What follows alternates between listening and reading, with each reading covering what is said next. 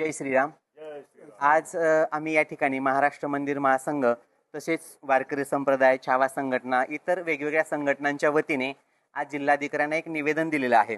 या निवेदनामध्ये महाराष्ट्र देवस्थान इनाम निर्मूलन प्रारूप अधिनियम 2026 हा जो प्रस्तावित कायदा सध्या महाराष्ट्र शासनाने येऊ घातलेला आहे, तर हा कायदा होऊ नये या दृष्टीने आम्ही हे निवेदन दिलेलं होतं।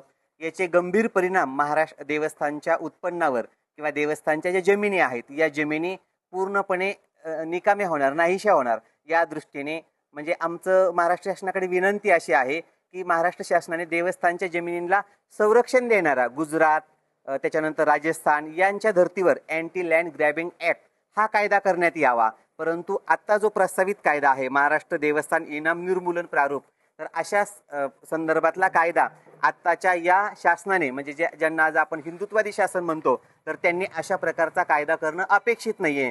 या भावना आज आम्ही मुख्यमंत्री ना कलेक्टरांच्या माध्यमातून पाठवत आहोत। जय श्रीराम।